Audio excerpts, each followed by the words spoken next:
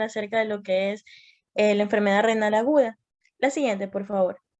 Vamos a empezar definiendo lo que es la enfermedad renal aguda, y esta aquí se va, también denominada insuficiencia renal aguda, se va a definir como un deterioro brusco y potencialmente reversible de la función renal, que va a tener lugar en horas o días, y cuya expresión analítica va a ser el descenso de lo que es el filtrado glomerular, y por consiguiente este descenso del filtrado glomerular va a hacer que se eleven los productos nitrogenados en sangre. Los límites para lo que es definir y clasificar la enfermedad renal aguda van a variar según los diferentes autores, y más que nada las clasificaciones basadas solamente en lo que es la cifra de creatinina sérica son muy inexactas, ya que este valor de creatinina normal puede variar según diferentes factores como la edad, el sexo, la constitución del individuo, y se van a necesitar fórmulas un poco más precisas para dar con un adecuado diagnóstico. Esta insuficiencia renal aguda va a ser muy común que se presente en pacientes que hayan realizado radiografía con medio en contraste y en pacientes que hayan realizado alguna cirugía mayor. Dale la siguiente, por favor. Bien, hablando un poco de lo que es la epidemiología de la insuficiencia renal aguda, esta de aquí se dice que es una de las más frecuentes en lo que son las hospitalizaciones, perdón, en unidad de cuidados intensivos, y va a representar un 30% de admisión en lo que son las unidades de cuidados intensivos. Esta lesión renal también es una complicación médica importante en el área de los países desarrollados, en particular en lo que son el marco de enfermedades diarreicas y las enfermedades infecciosas. La enfermedad renal aguda también se va a vincular con un riesgo mayor de muerte en lo que son sujetos hospitalizados, en particular aquellos que están hospitalizados en el área de la UCI. Aquí las tasas de mortalidad van a llegar hasta un 50%, y también lo que van a hacer es que aumentar el riesgo o aparición de la nefropatía crónica. Dale la siguiente, por favor. Bien, hablando un poco para clasificar el daño renal agudo según su gravedad, se utiliza comúnmente este acrónimo denominado RIFLE, en el que cada sigla va a definir uno de los grados de la insuficiencia renal aguda. La R, que es el grado menor, se lo define como riesgo, en inglés RISK, y aquí en este cuadro podemos ver cuáles son los criterios que nos van a ayudar a definir el grado de gravedad. La creatinina, para denominarlo en el primer grado, debe ser de 1.5. La pérdida del filtrado glomerular debe ser menor al 25%, y el volumen urinario debe ser menor a 0.5 mililitros por gramos por hora. La siguiente grado, que es la I de rifle, significa injury, o en español, que quiere decir lesión. Aquí la creatinina puede subir hasta 2, la pérdida del filtrado glomerular va a ser del 50%, y el volumen urinario se va a encontrar mayor a 0.5 también mililitros por kilogramos por hora, pero en lo que son 12 horas. La siguiente letra, que es la F, que significa failure, o en inglés fallo. Aquí la creatinina va a tener un valor de 3, el filtrado glomerular va a ser mayor, de la pérdida va a ser mayor del 75%, y el volumen urinario va a ser menor a 0.3 mililitros por kilogramos por horas en las 24 horas. Luego tenemos la L, que hace referencia a loss o pérdida mantenida de la función renal, y esta aquí va a haber una pérdida de la función renal mayor a 4 semanas. Y por último, el mayor grado de gravedad, que es la E, va a ser end o pérdida irreversible de la función renal, y aquí va a existir una pérdida absoluta de la función renal mayor a 3 meses. Siguiente, por favor.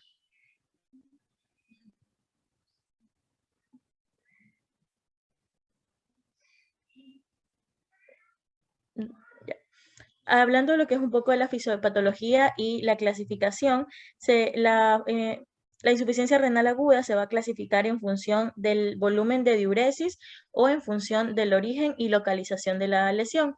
En función de lo que es el volumen de la diuresis, se hablará de función renal aguda oligúrica cuando la diuresis sea menor a 400 mililitros por día. La disminución del filtrado glomerular no está necesariamente relacionada con un volumen urinario bajo, ya que este volumen de diuresis va a depender no solo de la pérdida del filtrado glomerular, sino también va a depender de la gravedad del daño glomerular y también de la gravedad del daño tubular. Hasta un porcentaje del 40% de la insuficiencia renal aguda parenquimatosa van a ser no oligúricos asociados a mejor pronóstico, y la anuria también se puede presentar y se hace pensar en trastornos obstructivos. O sea, cuando el paciente tiene anuria, podemos pensar que la causa pueden ser trastornos obstructivos bilaterales de lo que es el tracto urinario. Y la anuria va a ser inferior a lo que son 100 mililitros por día. La tasa de diuresis, esta tasa de diuresis nos va a indicar también un asesoramiento acerca de las causas de la insuficiencia renal aguda. Entre las causas pueden estar los tromboembolismos renales, la disección de la arteria renal bilateral, también la glomerulonefritis rápidamente progresivas y otras causas de necrosis cortical. Y según su... pon la siguiente, por favor. Y también se las puede clasificar, que esta clasificación es la más tomada, que es según su origen o localización de la lesión. Y aquí se lo va a dividir en tres: en insuficiencia renal aguda prerrenal o funcional, en parenquimatosa y en posrenal u obstructiva. Ahora, hablando de cada una, para detallarlas, vamos a empezar hablando de lo que es la insuficiencia renal aguda prerrenal. Pon la siguiente, por favor. Bien, aquí en la insuficiencia renal aguda prerrenal, esta aquí va a representar el 70% de la insuficiencia renal aguda adquirida en lo que es la comunidad, y va a representar el 40% de lo que son originadas en el sector intrahospitalario. Esta insuficiencia renal aguda prerrenal es una lesión reversible, pero si se mantiene en un tiempo mayor a 72 horas, puede dar lugar finalmente a una necrosis tubular aguda de origen isquémico, por lo que debe tratarse de forma adecuada y precoz para evitar que la lesión se vuelva irreversible. En condiciones normales, ante un descenso de lo que es el flujo plasmático renal, el filtrado glomerular va a permanecer estable gracias a los diferentes mecanismos de autorregulación que van a preservar la presión de filtración. Pero cuando hay una hipoperfusión renal grave, se van a superar todos estos mecanismos y va a disminuir lo que es el filtrado glomerular, haciendo aparecer lo que es la insuficiencia renal aguda. Es posible que aquí se vea hipoperfusión renal en todas las situaciones con disminución grave de lo que es el volumen circundante efectivo causado por pérdidas renales. También, pon la siguiente, por favor. Bien, es causado por pérdidas renales, también por redistribución como las hepatopatías, el síndrome nefrótico, la malnutrición y la peritonitis. Otra de la etiología de la insuficiencia renal aguda prerrenal son la disminución del gasto cardíaco y también la vasodilatación sistémica grave. En las situaciones de hipoperfusión renal también se deben tener en cuenta ciertos fármacos que pueden precipitar o pueden empeorar lo que es la enfermedad renal aguda grave, ya que estos fármacos pueden intervenir con los mecanismos de autorregulación de la presión de la filtración, y estos fármacos son los IECA y también los ARA2. Siguiente, por favor.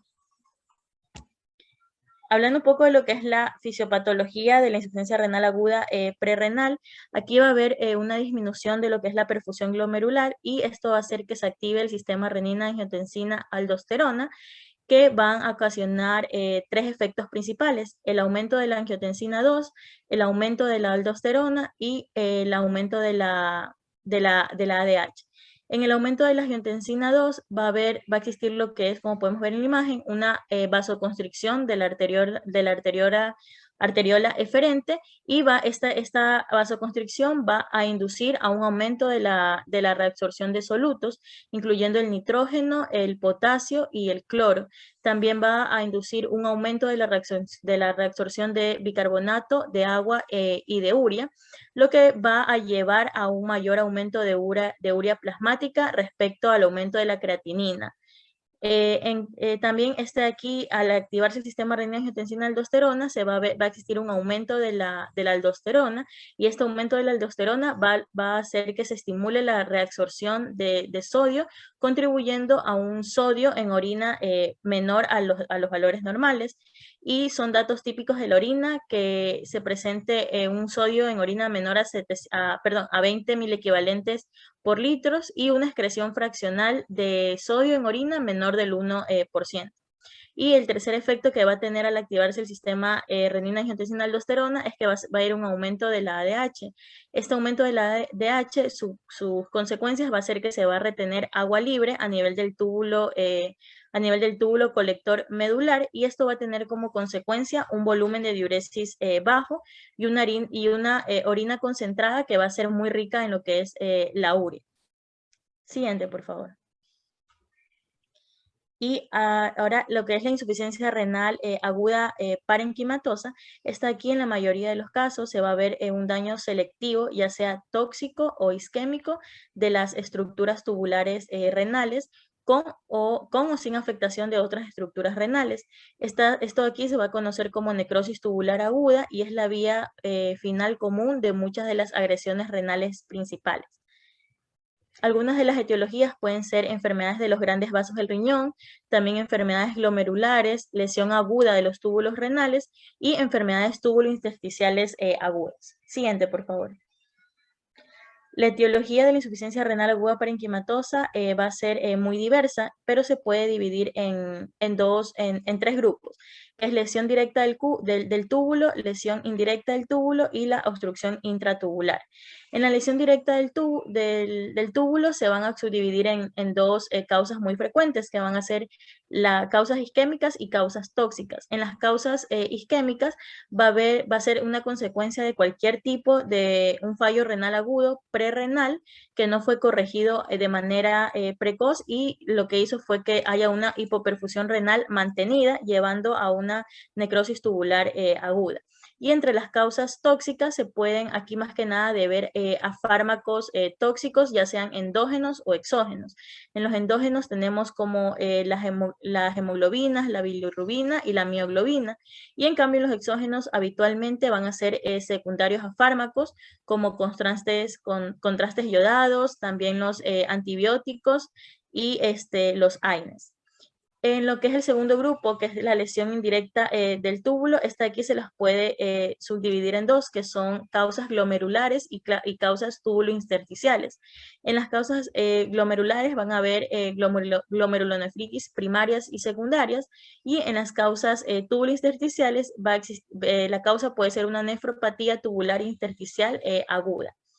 Y por último, el último grupo de lo que va a originar una necrosis tubular aguda va a ser lo que es la obstrucción intratubular, ya sea por ácido úrico, por proteínas de Benson-Jones, o también por fármacos como la indinivari y las sulfonamidas.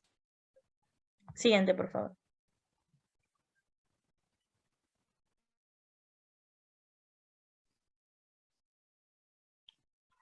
Gracias, doctor. Buenos días, doctor. Buenos días, compañeros. Continuando con la exposición, tenemos lo que es aquí por isquemia. En cuanto a la isquemia, aquí tenemos que los riñones sanos van a recibir lo que es el 20% del gasto cardíaco y van a explicar 10% del consumo de oxígeno con el sujeto en reposo, a pesar de que la masa corporal del mismo es solo del 0.5%. Ya. También tenemos que los riñones van a ser el sitio de una de las regiones más hipóxicas del organismo, la cual es la médula renal. Tenemos que la porción externa de esta capa suele ser muy vulnerable a lo que es el daño isquémico, debido a la arquitectura que tienen los vasos sanguíneos que van a aportar oxígeno y nutrientes a los túbulos renales. Ya. También tenemos que, a ver, clínicamente, a nivel clínico, El aquí suele surgir cuando aparece una isquemia en el contexto de una reserva renal limitada. Ya se puede presentar en el caso de lo que es una nefropatía crónica o ancianidad. O también factores lesivos coexistentes con septicemia, fármacos vasoactivos o nefrotóxicos, rhabdomiólisis o estados de inflamación sistémica causados por lo que es quemaduras y eso. La siguiente. Ya. También tenemos aquí, en cuanto a la hiporisquemia, tenemos lo que es que la hiperazoemia prerrenal y el AQI van a estar y el AQI vinculado a la isquemia van a constituir un ciclo continuo de manifestaciones de lo que es la hipoperfusión renal. Tenemos que la vasoconstricción preglomerular persistente puede ser una causa de fondo frecuente en lo que es la disminución de la filtración glomerular que va a surgir debido a la... Vamos a también encontrar distintos factores que van a contribuir a lo que es la disminución de la filtración glomerular. Aquí tenemos lo que es la fuga retrógrada del filtrado por el epitelio tubular isquémico y también tenemos lo que es la obstrucción mecánica de los túbulos. Ya debido a esta obstrucción esta obstrucción se va a deber a lo que son restos celulares necróticos. La siguiente. Ya, aquí en la imagen vamos a encontrar lo que son fenómenos microvasculares y tubulares que van a contribuir a lo que es la fisiopatología de la lesión renal aguda por isquemia. Ya. A nivel tubular vamos a tener que uno de los fenómenos va a ser la destrucción del citoesqueleto. También vamos a encontrar lo que es la pérdida de polaridad, apoptosis y necrosis, descamación de células viales y necróticas. También vamos a encontrar la obstrucción tubular, como ya se mencionó, y la fuga retrógrada también. Ya. A nivel microvascular, ya sea glomerular o medular, vamos a encontrar lo que es la vasoconstricción en respuesta ya sea endotelina, enosina, angiotensina 2, tromboxano, leucotrienos y la actividad del nervio simpático. Y se va a dar también lo que es una vasodilatación en respuesta a lo que es el óxido nítrico, la acetilcolina, la bradicina.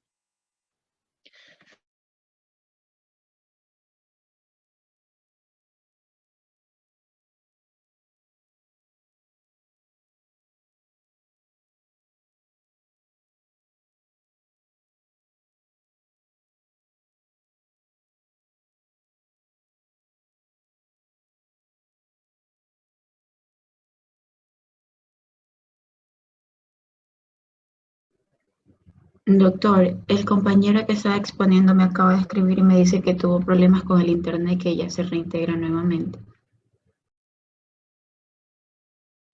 Esperémoslo entonces,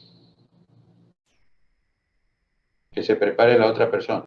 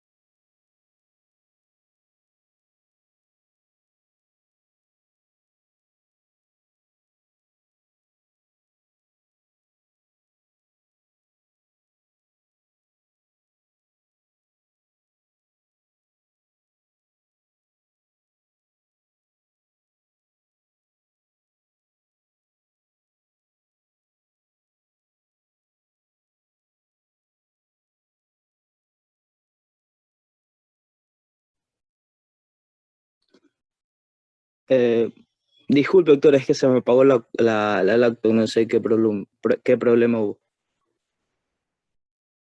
Ya, bueno, continuando con lo que es los fenómenos que se dan a nivel microvascular, también tenemos lo que es el daño estructural de células del endotelio y de músculo de fibra lisa en lo que son los vasos sanguíneos.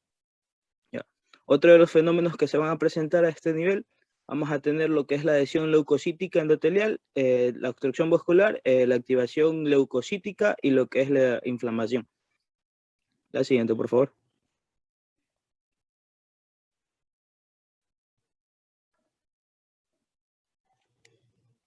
La siguiente, por favor.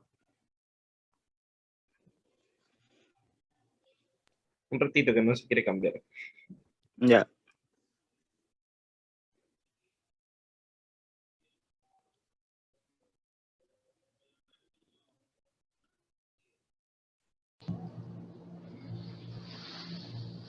¿Qué pasó?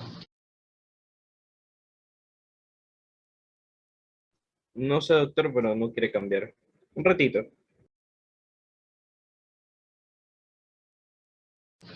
Sale la presentación, deja de compartir y vuelve a entrar.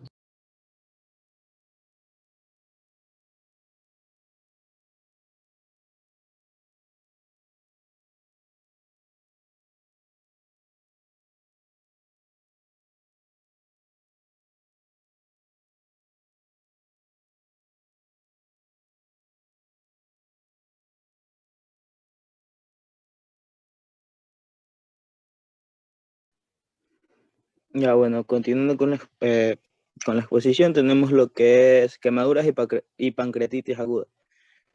Aquí podemos encontrar que las pérdidas extensas de líquidos en lo que es el paso, la pérdida extensa de líquidos en su paso a los compartimientos extravasculares del cuerpo, estos van a ser frecuentes en lo que son casos de quemaduras graves y pancreatitis aguda. Ya, aquí vamos a encontrar que aquí va a ser una complicación ominosa de estas quemaduras y va a afectar al 25% de las personas que tienen quemada más del 10% de la superficie corporal total. Estas van a originar inflamación no regulada y un mayor riesgo de septicemia y de lesión pulmonar aguda. Estos cuadros van a facilitar lo que es la aparición y la evolución de la lesión renal aguda. La siguiente, por favor.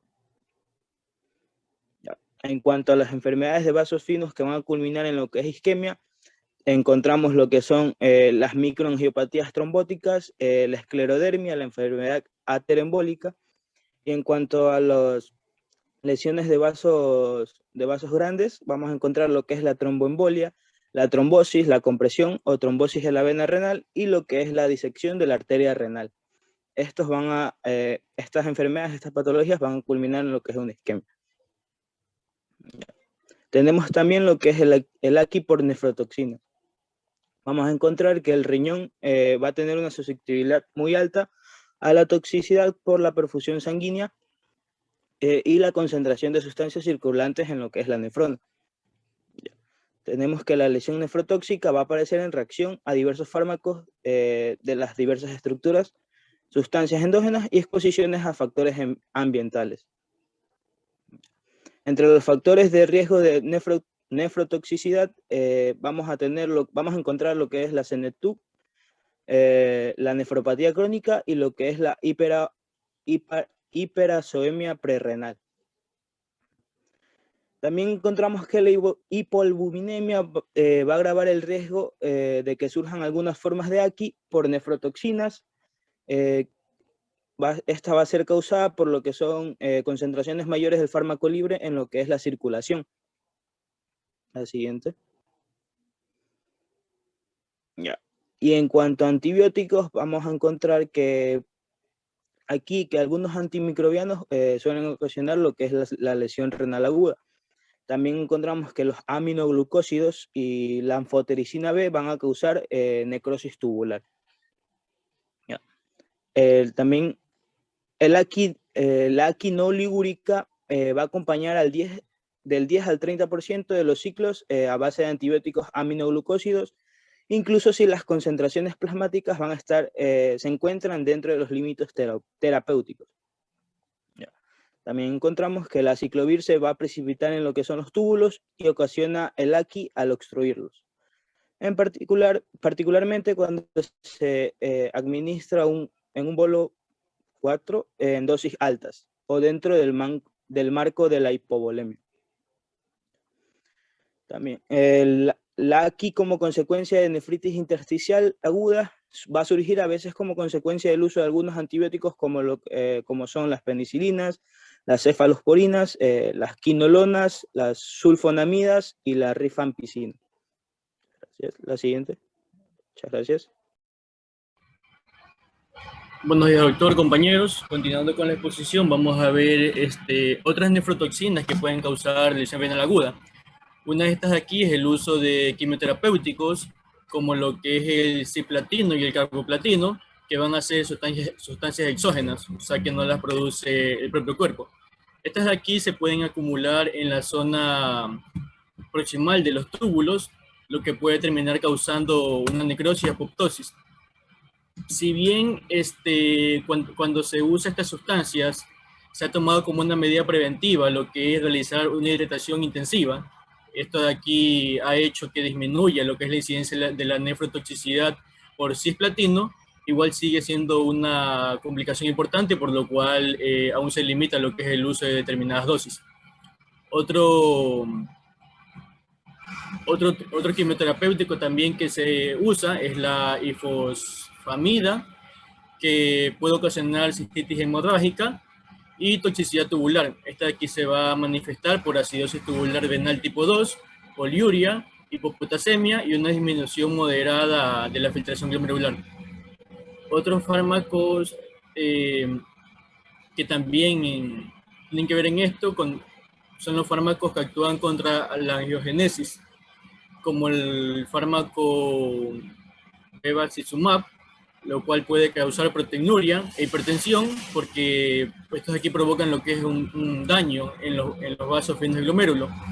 Y también otros, Y también otros antineoplásicos como la mitomicina C y la gencitabina, que pueden ocasionar microangiopatía trombótica y como consecuencia una lesión renal aguda. Ya, siguiente diapositiva. Ya. Otras toxinas que pueden provocar una lesión renal aguda son la mioglobina, la hemoglobina. En esta aquí la mioglobina, por lo regular, es liberada de miocitos lesionados, mientras la hemoglobina va a surgir durante la hemólisis masiva, que culmina en la nefropatía por pigmento. Entre los factores patógenos para que surja lesión renal aguda van a estar lo que es la vasoconstricción intrarenal, la toxicidad directa en la zona proximal de túbulos y obstrucción mecánica en el interior de la zona distal de la nefrona cuando se precipitan la mioglobina o la hemoglobina con la proteína bromodulina, proceso que es inducido por lo que es la orina ácida. Siguiente diapositiva. Ya. La lesión renal aguda de tipo postrenal, esta de aquí se va a dar cuando hay un bloqueo agudo, parcial o total de la corriente de orina, que normalmente es unidireccional. Esto va a hacer que aumente lo que es la presión hidrostática retrógrada y que surge interferencia en la filtración glomerular. La obstrucción de esta corriente de orina puede verse alteraciones funcionales o estructurales en cualquier sitio entre la pelvis renal y lo que es el orificio de la uretra. Siguiente diapositiva. Ya. En lo que es en la valoración diagnóstica se muestra a continuación un cuadro donde se considera lo que es las manifestaciones clínicas, bueno, primero la etiología, las manifestaciones clínicas y los datos del laboratorio según, como dije anteriormente, la etiología de la lesión renal aguda. Se establece que va a ser importante diferenciar entre lo que es lesión renal aguda y las nefropatías crónicas para el diagnóstico y el tratamiento apropiado. Cuando un paciente tiene, por ejemplo, cuando un paciente tiene lesión renal aguda, es posible deducirla por el incremento de la concentración de creatinina sérica. Es importante reconocer que según esta definición, algunos sujetos con lesión renal aguda no tendrán lesión tubular ni glomerular. Por ejemplo, en pacientes que tengan una lesión prerenal, que es en los casos de hiperazoemia prerenal. También en pacientes que presenten sus manifestaciones clínicas, septicemia, síndrome de septicemia o choque séptico, se entenderá que se trata de una lesión renal aguda por septicemia. Este de aquí, en sus datos del laboratorio, el sedimento de orina va a incluir cilindros granulosos y cilindros de células epiteliales de túbulo renal. Siguiente diapositiva. Ya. Otra etiología será en caso de nefrotoxinas endógenas por rhabdomiólisis. En esta, el paciente presentará lesiones traumáticas por aplastamiento, convulsiones y movilizaciones, y en sus datos de laboratorio va a mostrar un incremento de mioglobina y creatina sinasa, además de escasos eritrocitos. En casos de lesión renal aguda por lisis tumoral, va a ser cuando el paciente tenga como antecedente una quimioterapia reciente, y en sus datos de laboratorio mostrará padecer de hiperfosfatemia, hipocalcemia e hiperuricemia. Y en casos de que sea por mieloma múltiple, el paciente tendrá como factor de riesgo tener más de 60 años, síntomas generales de lesión renal aguda y dolor en huesos. Y una de las cosas que se encontrarán en estos exámenes laboratorios va a ser un desequilibrio aniónico, y en ocasiones también el paciente va a padecer anemia. Siguiente diapositiva.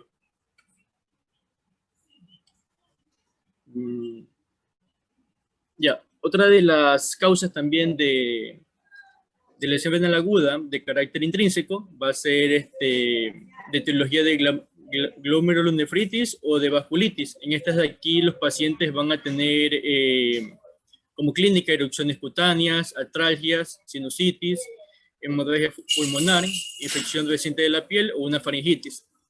Y en esta de aquí, al igual que en los casos de nefritis intersticial, en ocasiones va a ser necesario lo que es una biopsia de riñón, pero en los casos de nefritis intersticial, las causas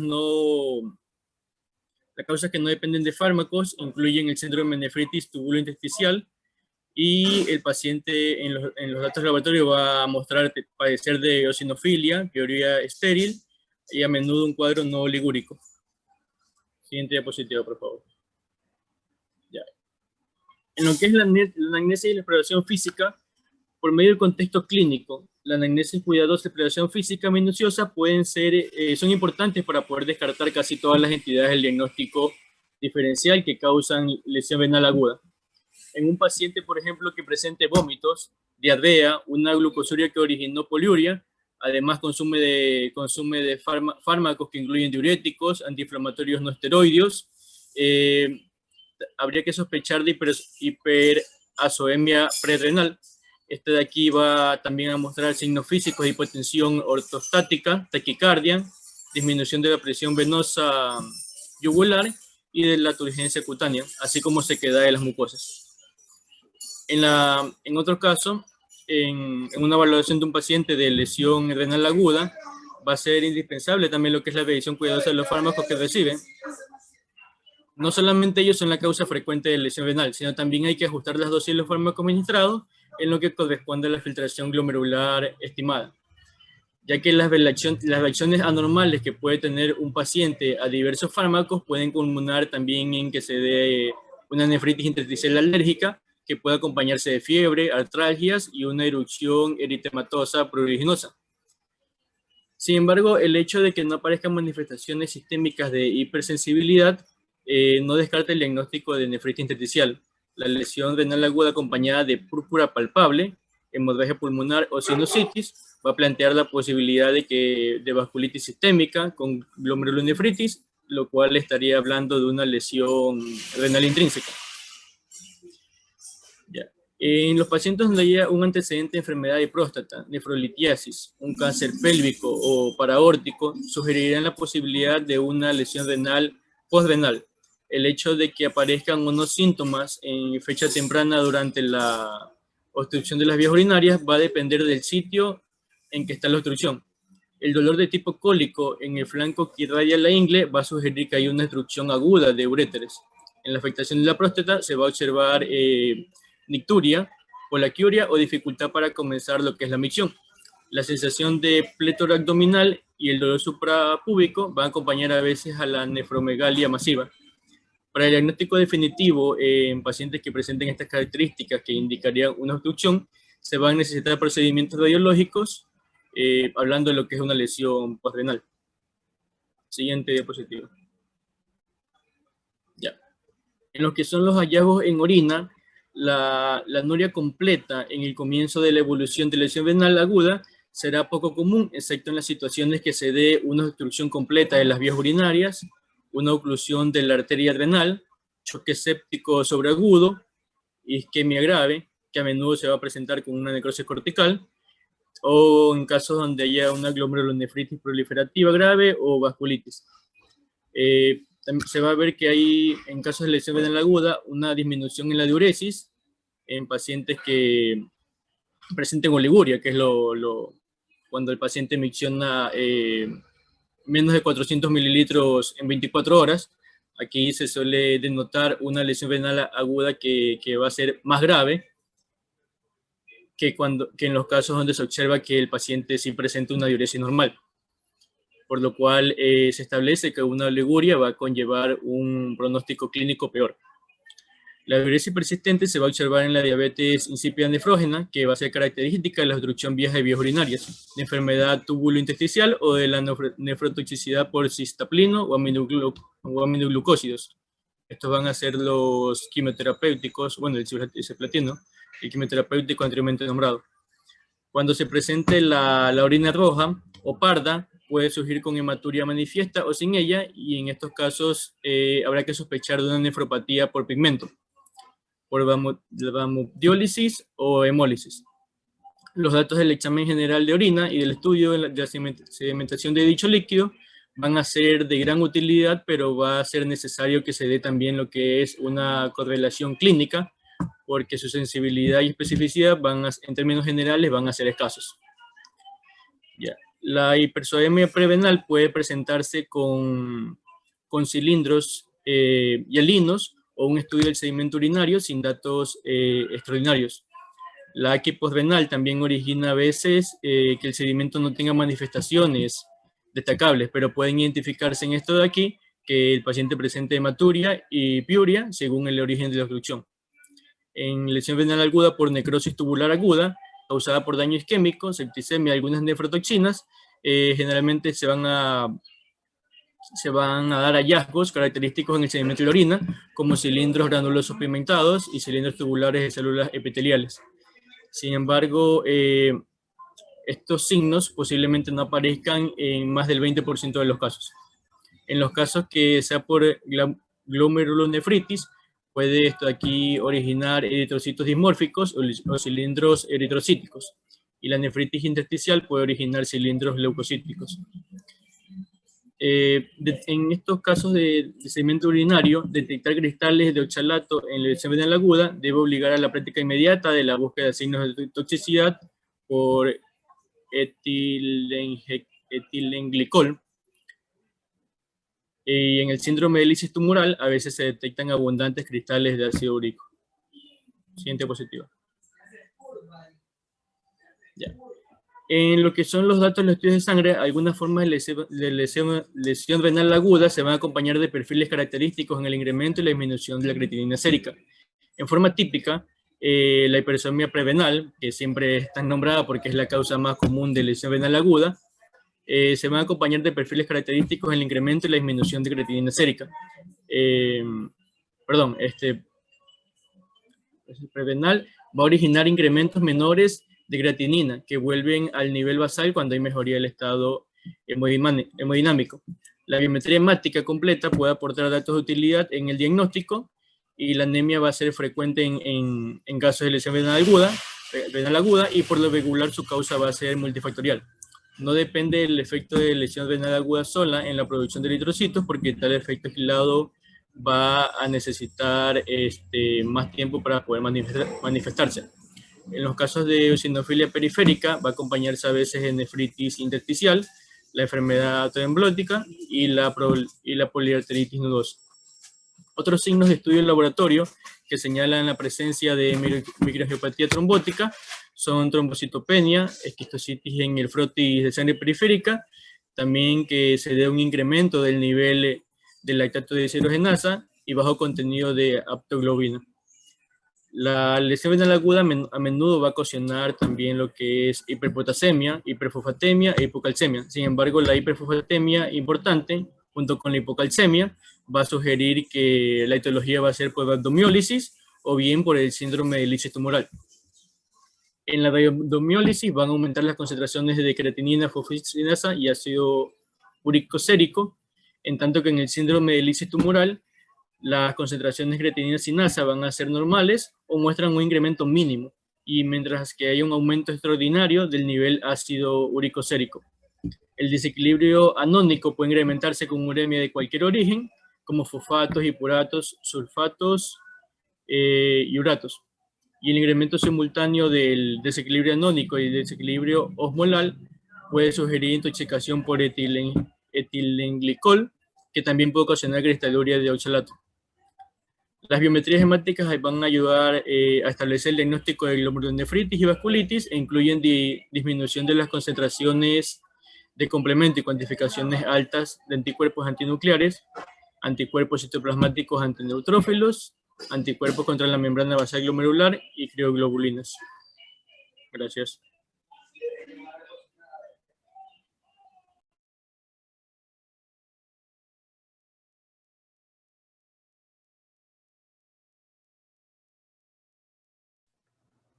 Buenos días, doctor. Buenos días, compañeros. Soy Verónica Valeroso y voy a exponer sobre índices de insuficiencia renal.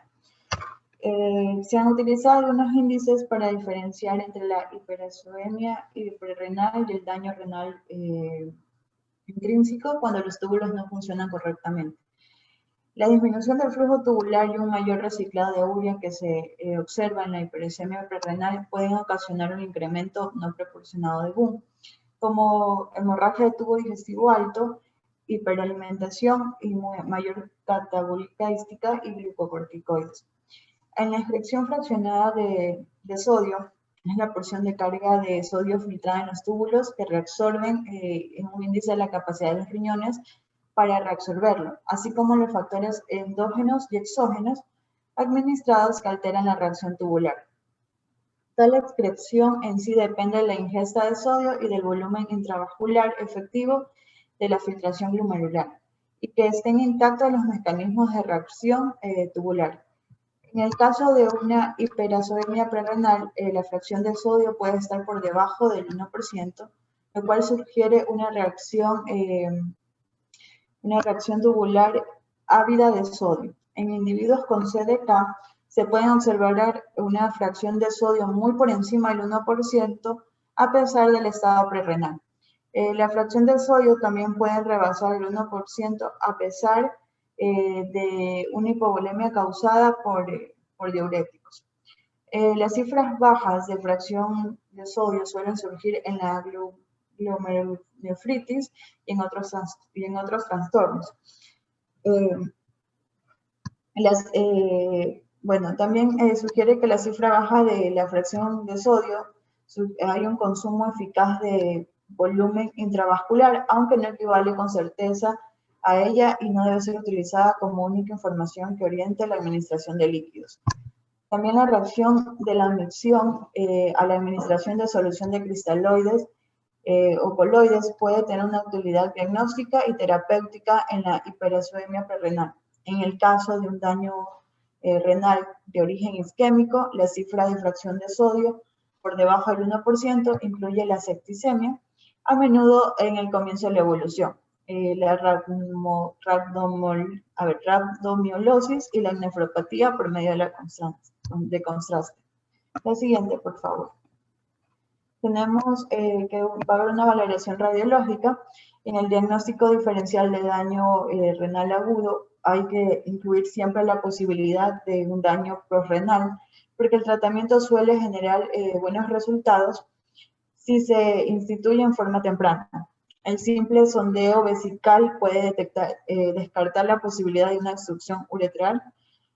También se realizan estudios de imágenes de las vías urinarias con una ecografía renal, una tomografía computarizada para buscar algunas obstrucciones en sujetos con daño renal. Otros diagnósticos, los signos de obstrucción están la dilatación del sistema colector y la hidroureteronefrosis, que podemos observar una obstrucción sin anomalías radiológicas en caso de agotamiento volumétrico. También fibrosis retroperineal, encapsulación con el tumor y también en fases tempranas de la obstrucción. Si persiste un alto índice de sospecha de obstrucción, a pesar de que las imágenes sean normales, tendríamos que practicar la pielografía anterrógrada o retrógrada.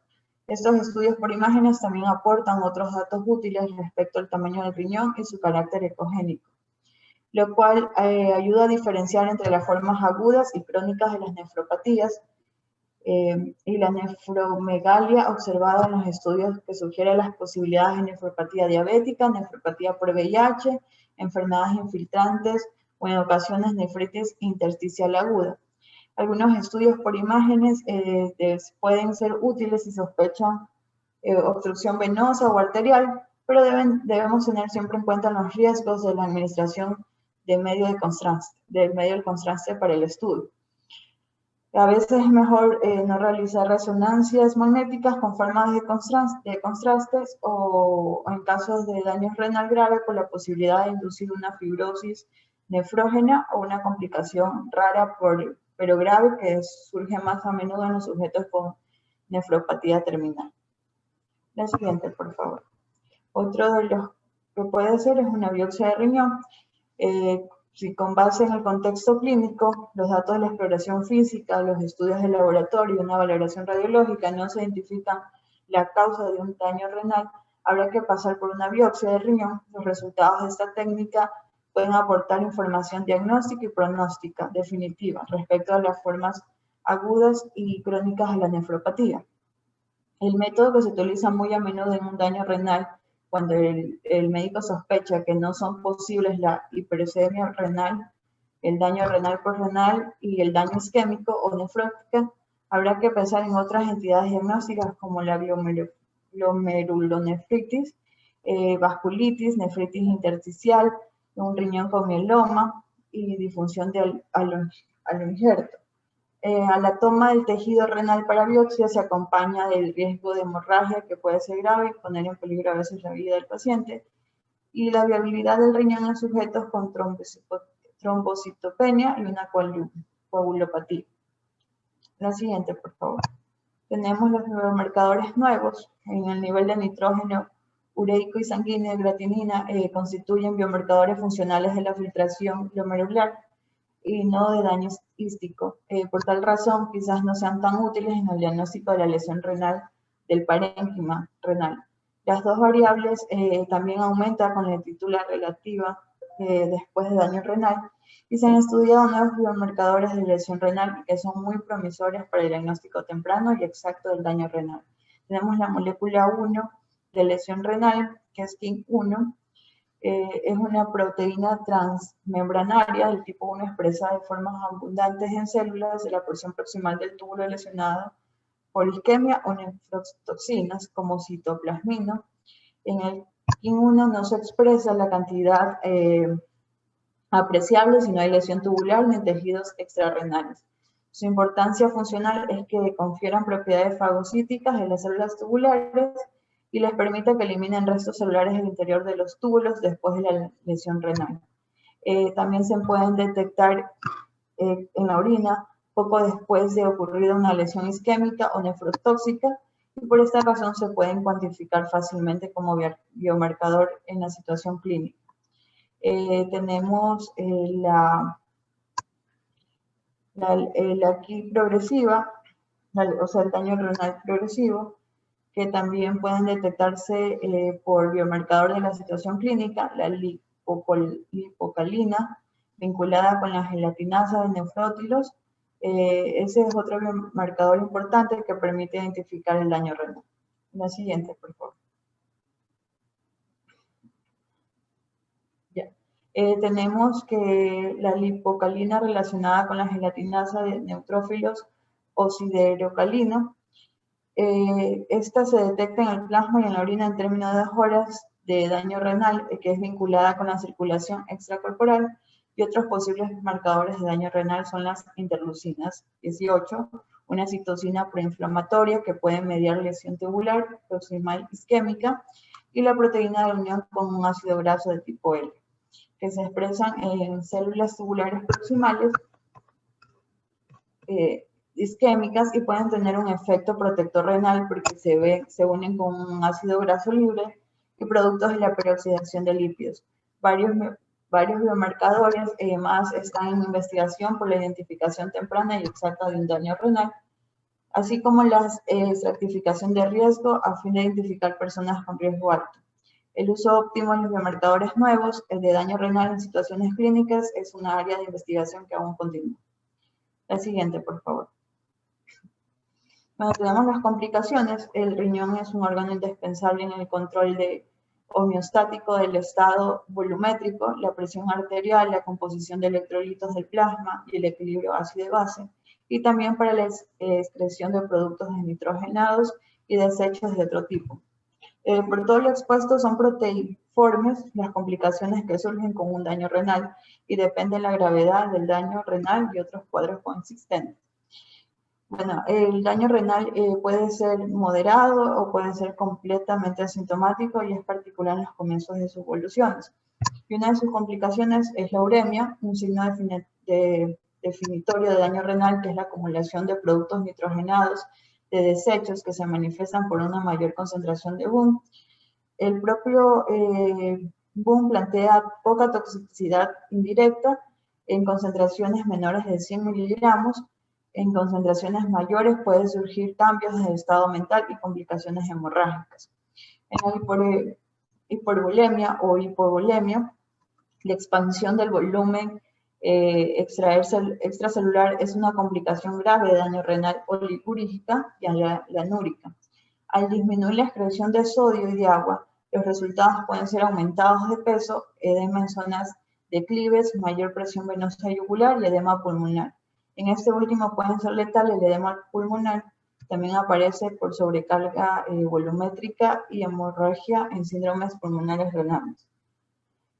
Otra de las complicaciones es la hipanotremia, que es la administración excesiva de soluciones hipotónicas de cristaloides o cistónicas glucosadas y pueden ocasionar hiposmovilidad e hiponatremia, los cuales sí son graves y originan anomalías neurológicas incluidas en convulsiones.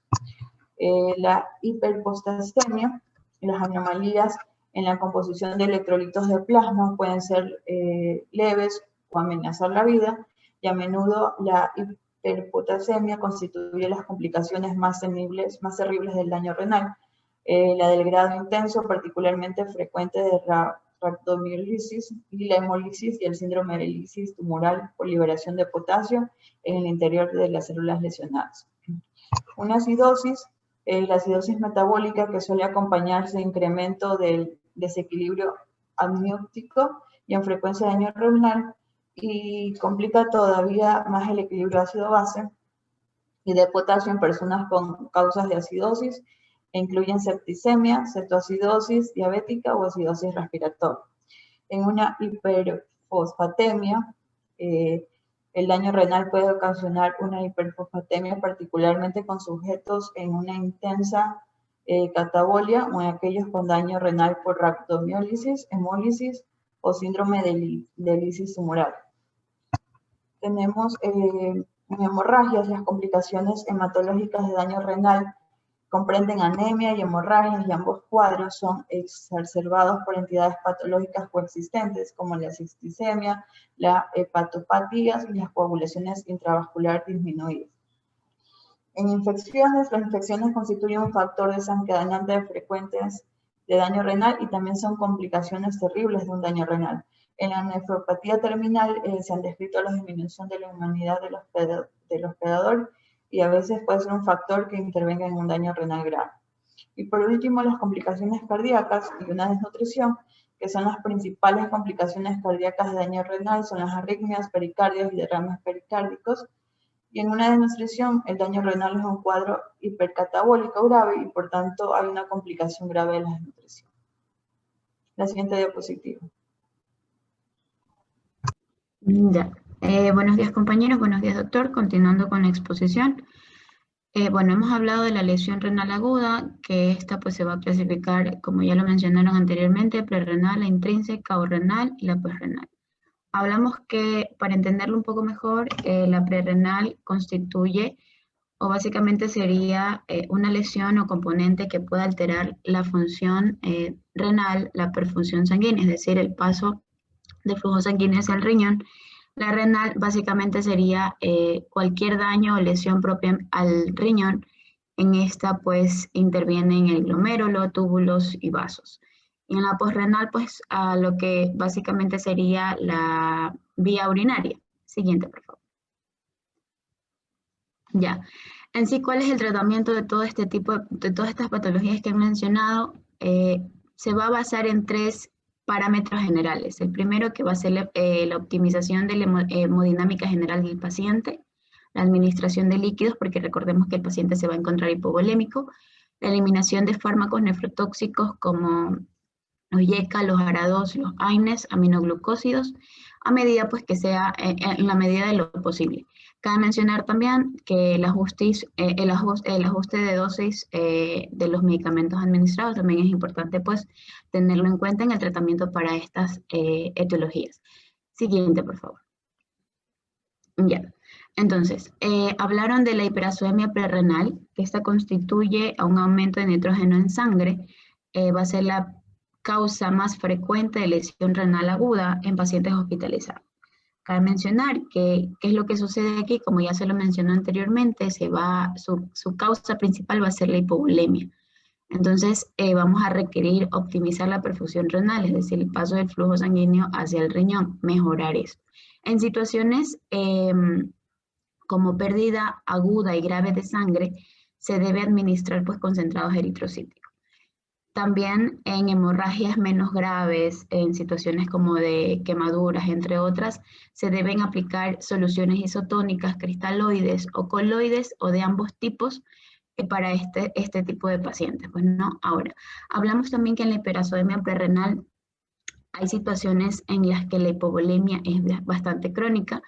Entonces, aquí hablaban de la administración de soluciones isotónicas cristaloides, así como, bueno, soluciones isotónicas como solución salina al 0.9%, o coloides, o también soluciones hipotónicas. Cabe mencionar también que eso es en cuanto a hipovolemias más graves, pues no, en hipovolemias menos graves es recomendable la administración de soluciones hipotónicas, cristaloides o soluciones isotónicas. Un ejemplo que dan es la solución salina del 0.45%. Ahora, un dato importante es que nosotros como profesionales de la salud también debemos tener en cuenta la administración excesiva de cloro en solución salina del 0.9%, ya que esto puede ocasionar una acidosis metabólica o una hipercloremia. Ahora, cuando estamos ante la sospecha de esta patología, de una acidosis hipercloremia, lo que se administra es dextrosa con agua y 150 miliequivalentes de bicarbonato de sodio, ante la sospecha de una acidosis metabólica. Siguiente, por favor. Ya, en la cirrosis y síndrome hepatorenal, esto aquí se refiere, a ver, hay pacientes que con cirrosis, ascitis y síndrome hepatorenal, a estos por lo general la estabilización hidroelectrolítica y la estabilización de la hipovolemia es un poco más complicada, ya que inclusive a pacientes cuando se le administra líquidos en exceso, pues podrían también complicar la citis y complicar el cuadro que ellos tienen. Ahora, en cuanto al síndrome hepatorenal, la única solución definitiva va a ser el trasplante ortotópico. El tratamiento temporal, de aquí, se basa en la administración de terlipresina, que es un análogo de la vasopresina, ortocrótido, midronina, norepinefrina y la albúmina, que esta hace referencia a 25 a 50 gramos al día o en sus dosis máximas de 100 gramos al día. Ya.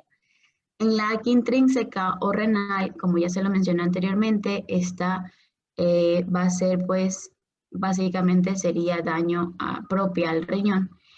Han estudiado varios fármacos que ayuden, en este caso, a la sintomatología del paciente. Sin embargo, no hay como uno en específico. Entre estos fármacos que han estudiado han sido el péptido natriurético auricular, la dopamina, antagonistas de la endotelina, diuréticos, antagonistas de los conductos de calcio.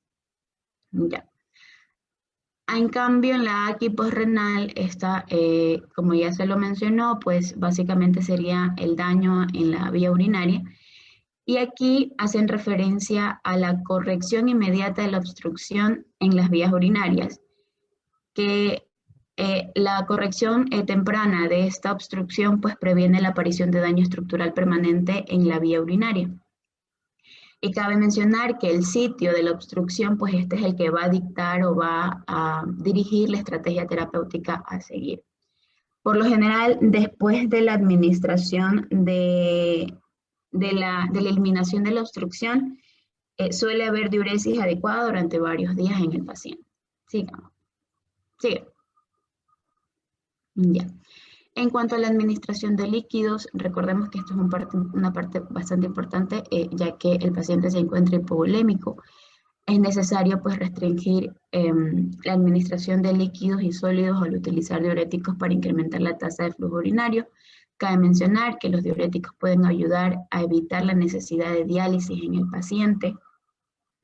En situaciones de sobrecarga volumétrica se necesita administrar furosemida, que esto es un diurético de asa, en inyección de bolo de 200 miligramos seguida de venoclisis de 10 a 40 miligramos por hora, con o sin un diurético tiacídico. Ya, siguiente, por favor. Ya, aquí es importante mencionar que hay indicaciones que en este caso ayudan a orientar al médico para la administración de diálisis en el paciente. Está la sobrecarga volumétrica, la hiperpotasemia, acidosis en el caso de ingestión de algunos tóxicos, y se surgen complicaciones como lo mencionaba anteriormente la compañera, como la uremia. Algo importante también de recalcar es que el comienzo de la diálisis no debe retrasarse hasta que surjan las complicaciones letales. Inclusive hay ciertos nefrólogos que comienzan diálisis sobre bases empíricas contra la lesión renal aguda si su BUN rebasa en un determinado valor, ejemplo 100 miligramos o 100 ml. Siguiente, por favor. Ya, por último tenemos las anomalías de los electrolitos y ácido básicas. Como ya se lo mencionó, una de las complicaciones sería la desnutrición y la anemia. La desnutrición, aquí estos pacientes requieren nutrición, la ingestión de energética de 20 a 30 kilocalorías por kilo de peso al día, y la anemia, esta en sí tiende a ser multifactorial y el tratamiento deberá será según la etiología de la anemia. Y al hablar de pronóstico, pues, tenemos que la hiperacemia renal, con excepción de síndromes cardiorrenales y el hepatorrenal y la hiperacemia posrenal, conllevan un mejor pronóstico que muchos casos de AQI intrínseca o AQI pues, propia del pulmón, del riñón. Gracias. Siguiente.